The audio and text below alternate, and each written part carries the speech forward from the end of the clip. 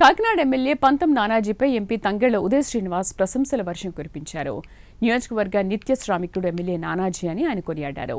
తుపాను సమయంలో సీఎం ఆదేశాలను తూచా తప్పకుండా పాటించి ప్రజలకు సహాయ సహకారాలు అందించడమే కాకుండా కరెంటు, నీటి సౌకర్యాలు ఏర్పాటు చేశారన్నారు.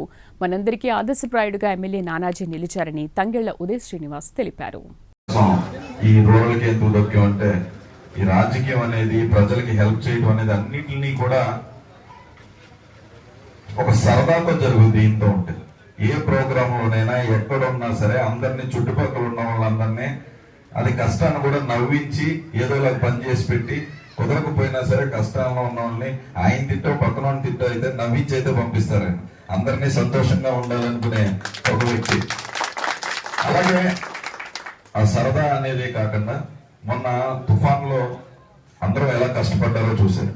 తుఫాన్ వచ్చి ఏమైనా అవుతుందేమో అని చెప్పి ముందుగానే ఎవరిని ఏ ఇబ్బంది కలగకుండా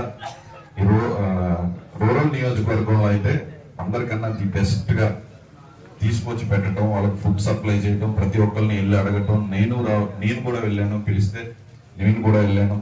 అలాగే అందులో ఆయన ఒక ఆలోచన మాత్రం మనం అందరం తరలించేసాం, వాళ్ళందరినీ మంచి ప్లేస్ లో పెట్టేసాం, అక్కడ జనరేటర్స్ పెట్టేసాం, ఫుడ్ సప్లై చేసాం, అక్కడతో పని అయిపోయింది అనుకుంటారు.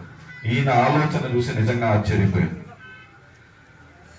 నియోజకవర్గంలో ఉన్న అన్ని ఓవర్ హెడ్ ట్యాంక్స్ అన్నింటినీ ముందే నింపి పెట్టమన్నారు.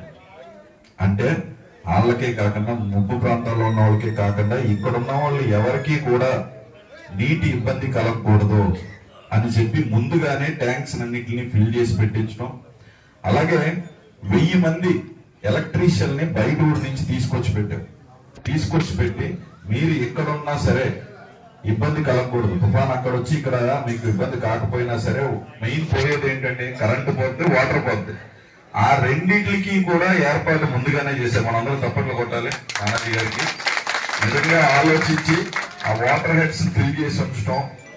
మనకెందుకని వెళ్ళిపోవచ్చు, ఈయన ఇంట్లో వాటర్ ఉంటుంది, నా ఇంట్లో వాటర్ ఉంటుంది, కరెంటు ఉంటాయి. కానీ మీ అందరికీ కూడా కరెంట్ ఉండాలని చెప్పి, వాటర్ ఉండాలని చెప్పి నిజంగా అలా ఆలోచించి ఇది ఆయన ఇక్కడ ఇంప్లిమెంట్ చేస్తుంటే చూసి మిగతా 7 నియోజకవర్గాల్లోనూ కూడా అది పాటించి, అమలాపురంలో కూడా ఈ ఐడియాని పాటించి కలెక్టర్ గారు అక్కడ నానాజీ గారు చెప్పినట్టు మొత్తం అందరినీ కూడా ఆ విధంగా చేయమని చెప్పారు.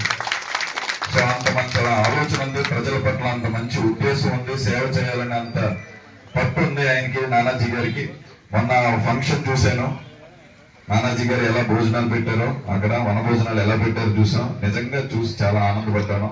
70,000 కాదు ఆ రోజు చెప్పాను, నెక్స్ట్ టైం 1,00,000 మెజారిటీ ఇలా కనిపిస్తుంది తప్ప 70,000 ఆగేది లేదని కూడా చెప్పాను.